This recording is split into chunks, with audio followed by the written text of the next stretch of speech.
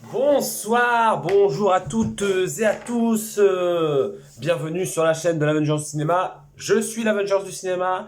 Cela fait plus d'une semaine que je n'ai pas sorti de vidéo. Pourquoi? Puisque je fais des études, donc j'avais des examens, et qu'en plus il fait une chaleur avoisinant les 1400 degrés Celsius. Ainsi, je n'avais pas l'énergie et la motivation et le temps de faire une vidéo. Mais maintenant que mon échéance est passée et que j'ai une nouvelle climatisation, je suis plein d'entrain pour vous sortir de superbes vidéos bien comme il faut, marinées, avec beaucoup de travail. Alors aujourd'hui, on va parler d'un genre de film que j'adore par-dessus tout, pour plusieurs raisons.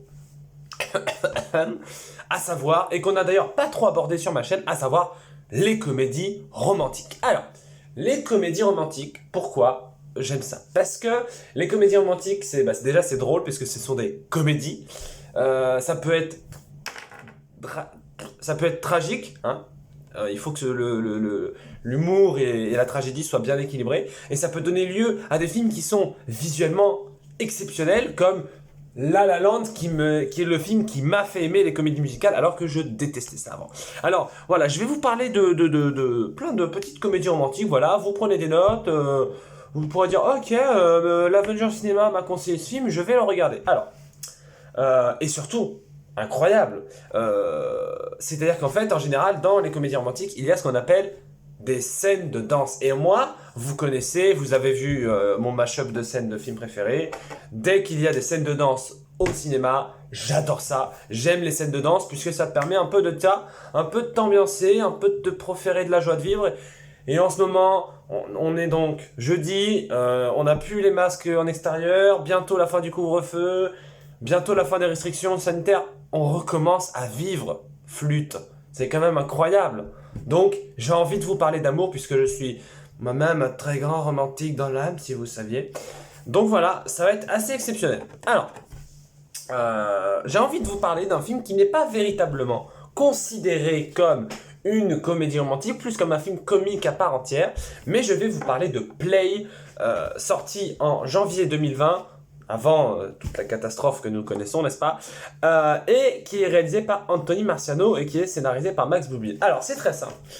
Play, de quoi ça parle? Eh bien, Play, ça parle donc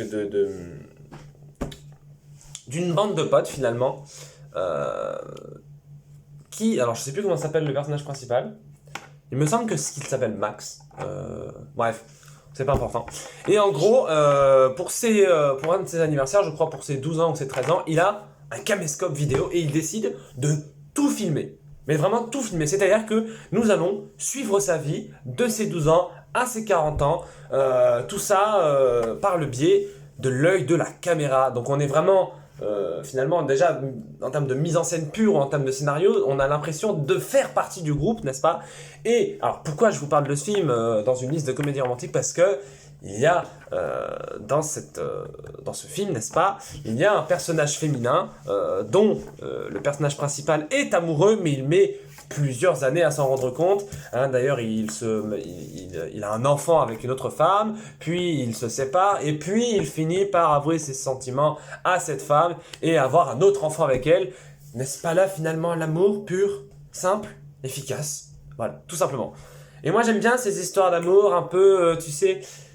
J'aime pas trop les histoires d'amour qui sont, comment dire, cul après ligne, tu vois, où ils s'aiment dès le début. Genre, alors, je pense que l'une des pires comédies romantiques de ma vie que j'ai vues, ça a été À tous les garçons que j'ai aimés sur Netflix, mais c'est l'enfer, mais l'enfer sur Terre. Il y a rien dans ce film, il y a rien, c'est nul, à chier, ne regardez pas ça. Bref, donc là je vous ai parlé de Play, qui est un excellent film, très drôle en termes de rythme. Le film c'est 1h40 il me semble, c'est assez... c'est assez léger, ça fait vraiment, on a des bonnes tranches de rire et je trouve que la morale, je trouve que l'amour que se portent les personnages entre eux est assez beau à suivre. Donc regardez Play. Alors comme je l'ai cité dans mon introduction, La La Land aussi est une excellente comédie romantique, absolument exceptionnelle, que ce soit en termes de jeu d'acteurs purs, en termes de visuel, de mise en scène, de photographie, c'est absolument incroyable. Il y a des musiques brillamment écrites et brillamment interprétées, donc vraiment La La Land, une comédie. On est plus du côté de la tragédie, mais ça peut rentrer dans le cercle des comédies romantiques, donc c'est assez exceptionnel. J'ai envie de vous parler également de, pour moi, ce qui est, alors pas en termes de série, mais en termes de film, la plus grande comédie romantique, à savoir Love Actually. Love Actually est ce qu'on appelle, un peu à la manière de Magnolia de Paul Thomas Anderson, sauf que c'est 10 fois plus joyeux, un film choral, c'est-à-dire que les personnages ont des liens, tous les personnages sont liés entre eux d'une quelconque manière. Par exemple, un personnage va peut-être travailler pour un autre personnage, et ce personnage va lui être marié à quelqu'un qui, en fait, c'est la sœur de l'autre qui travaille, qui est en fait le Premier ministre. Bref, Love Actually, c'est avec des acteurs exceptionnels, c'est avec des acteurs exceptionnels. C'est avec des acteurs incroyables. On a notamment Alan Rickman, paix à son âme. Alan Rickman, Professeur Roy, hein, pour ceux qui ne savaient pas, là, les deux du fond qui ne suivaient pas. On a Emma Thompson, Professeur Trelawney dans Harry Potter, là encore, pour ceux qui ne connaissaient pas. On a Hugh Grant, qui joue le Premier ministre. On a Laura Linney. On a Rick de Walking Dead. Et oui, avant que ce soit un shérif qui bute du zombie, c'était un romantique. On a Keira Knightley dans l'un des bons films dans l'un des seuls films où elle joue bien. C'est assez rare pour le souligner. On a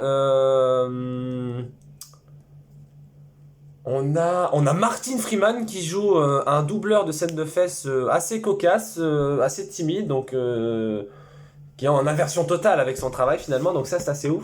Et en fait, tous ces personnages sont cernés par l'amour. Il y a, au début du film, une scène que je trouve assez exceptionnelle et assez belle, où on a Hugh Grant, qui joue le Premier ministre, en voix off, qui dit d'une certaine façon, nous sommes tous cernés par l'amour. Que dire de plus ? Nous sommes tous cernés par l'amour, que ce soit les frères, les sœurs, les mamans, les papas, les copains, les copines, les amis, les potes, tout. Et je trouve cette scène absolument exceptionnelle. Donc vraiment, et puis dans cette même scène, on voit des images de gens dans un aéroport qui se retrouvent, qui s'embrassent, qui se font des étreintes. Si vous perdez foi en l'humanité, que vous dites que l'humanité est en train de courir vers sa propre autodestruction, que si ce n'est pas le réchauffement climatique ou les virus qui nous buteront, ce sera la guerre civile ou la haine, regardez ce film. Ce film est un véritable bonbon, une véritable ode à l'amour, au sentiment, à l'émotion. Aimez-vous. Aimez les uns, aimez les autres. L'amour est ce qui nous sauve de la haine. Voilà. Donc, voilà. Love Actually, c'est pour moi la meilleure comédie romantique. En plus, il y a une scène de danse. Yeah! Il y a une scène de danse de Hugh Grant. Donc ça, c'est génial. Voilà, j'ai le Covid, en fait. Donc voilà, regardez-le. En termes de mise en scène, c'est pas non plus ouf, tu vois. Je veux dire, c'est pas un film où il y a des plans séquences. C'est beaucoup de plans fixes, très peu de mouvements de caméra, mais le scénario et l'acting, rattrape tout ça, si je puis me permettre. Donc vraiment, Love Actually, la meilleure comédie romantique. Passons au suivant. J'ai envie de vous parler d'une comédie romantique que j'ai mis très longtemps à aimer, qui s'appelle 500 jours ensemble. Alors, le titre français est pas mal, mais le titre anglais c'est 500 Days of Summer. Summer étant la personne dont le personnage principal, Tim, est amoureux. Et c'est en fait un personnage auquel je m'identifie tout à fait. Puisque c'est en fait quelqu'un qui tombe amoureux de sa collègue de travail et qui va avoir une relation avec elle pendant 500 jours, en fait. Sauf que elle ne voyait pas les choses de la même manière. Lui était très amoureux d'elle, mais vraiment très amoureux. Et elle, pas du tout, puisqu'elle finit par se marier. Et je trouve ça assez beau. En termes de photographie et de visuel, le film est bien, est très beau. Le film, scénaristiquement, va te faire décrocher des petites larmes à quelques moments. Parce que notamment, en fait, du coup, on suit la relation, mais pas dans l'ordre chronologique des événements. On peut d'abord aller au 500e jour, puis au 20e, puis au 100e, et ainsi de suite, tu vois. Ça fait des allers-retours dans le présent et dans le futur, pour nous perdre un petit peu. Et on a justement 3-4 scènes où, en fait, on voit ce qui se passe dans la tête du personnage, à savoir ses attentes, et ce qui se passe dans la réalité. Bien entendu, ces images sont toutes les deux différentes, bien entendu. Je pourrais vous parler également de Eternal Sunshine of the Spotless Mind avec Jim Carrey qui est dans son meilleur rôle. C'est un film qui est déchirant, mais en fait, j'ai juste envie de vous parler du scénario et de vous laisser rêver autour du film et de le voir. C'est un film de Michel Gondry, qui est un réalisateur français, donc avec Jim Carrey, Tom Wilkinson, Mark Ruffalo qui deviendra Hulk, et Elijah Wood et Kirsten Dunst. Et en fait, finalement, c'est en fait Joel et Clémentine, donc Joel étant Jim Carrey et Clémentine étant Kate Winslet, qui ont une relation pendant quelques années et au bout d'un moment, et souffrant trop à cause de cette relation, Clémentine décide de se faire effacer Joel de sa tête. Et donc Joel, qui était encore très amoureux d'elle, prend la nouvelle très mal et décide lui aussi de se faire effacer Clémentine de sa tête. Et au final, il se rend compte qu'il aime encore et qu'il ne veut pas l'oublier.